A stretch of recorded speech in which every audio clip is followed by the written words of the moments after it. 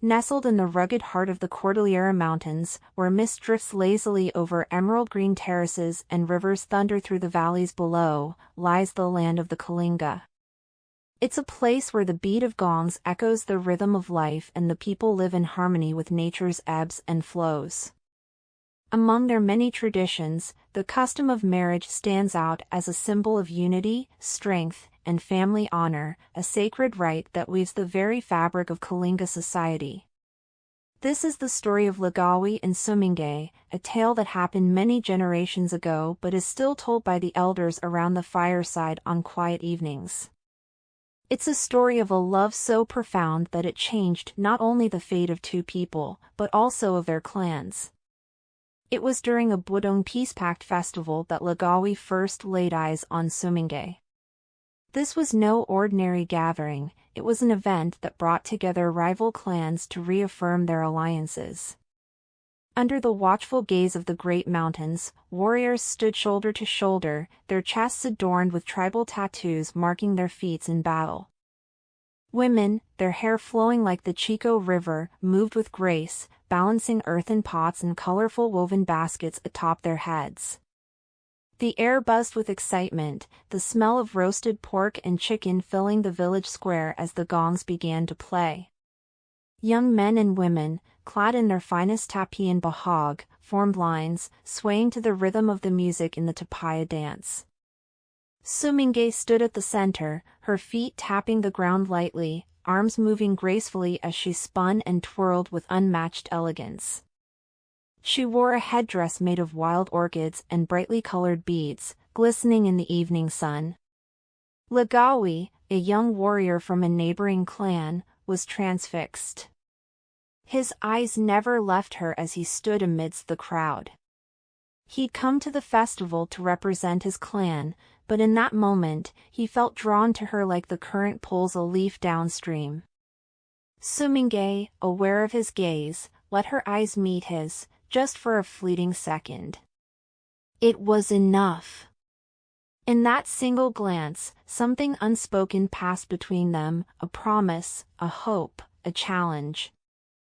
But love in Kalinga is not as simple as a glance or a touch. It is a commitment, a pact that demands respect and approval from elders and family. Tradition dictates that the suitor must first prove himself, not only to the woman he loves but to her entire clan. Lagawi knew this, and he was ready. The next morning, as the first light of dawn crept over the mountains, he approached Sumingay's father with gifts, a bundle of rice wrapped in woven cloth, a finely crafted wooden spear, and a rare jade bead that his family had safeguarded for generations. It was a bold move, for her father was not an easy man to impress. The elder sat in the center of the family hut, his eyes studying Lagawi carefully. He gestured for Lagawi to speak. "I seek your blessing," Lagawi said, his voice steady. "To court your daughter and, if the spirits will it, to one day make her my wife." Sumingay's father remained silent, then nodded slowly.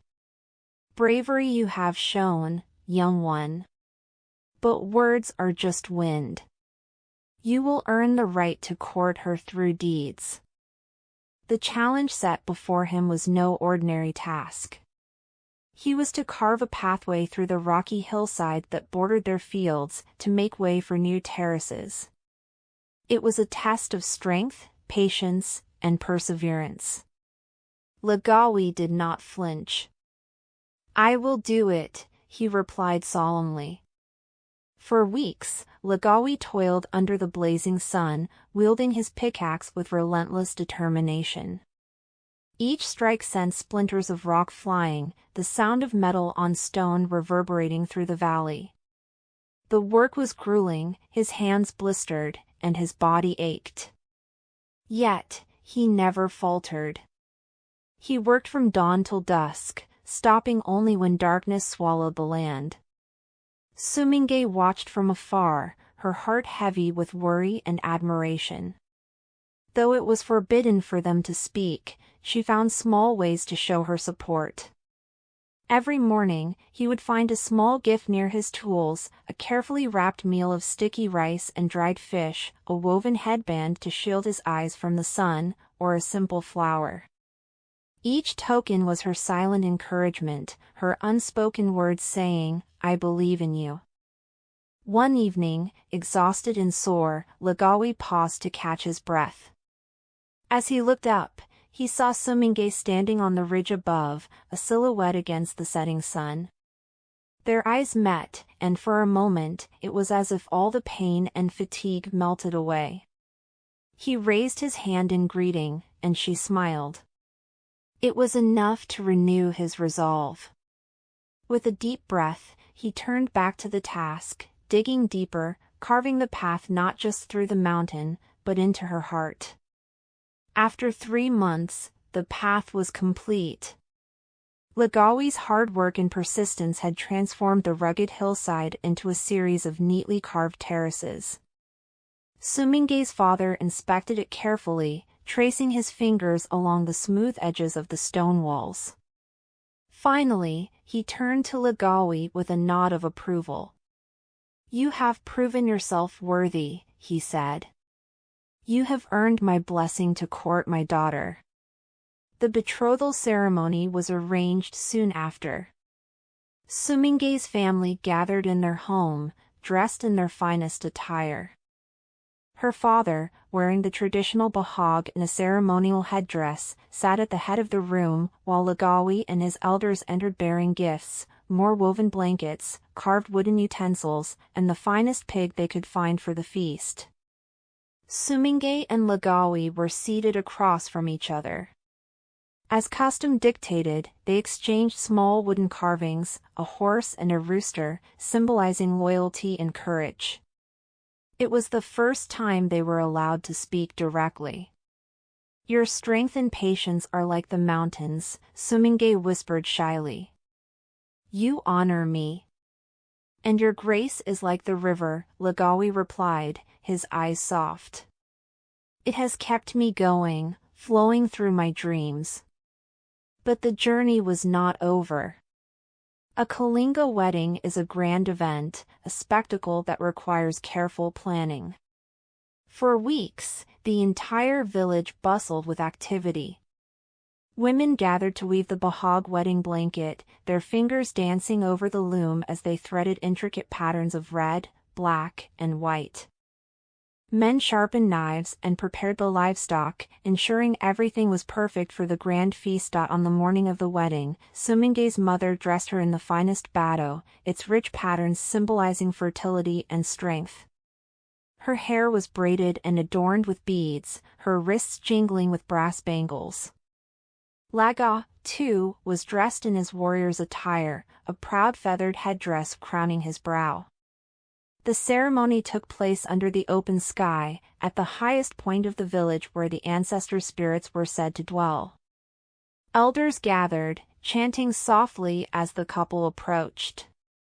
Suminge and Lagawi stood before the altar, holding wallet knives.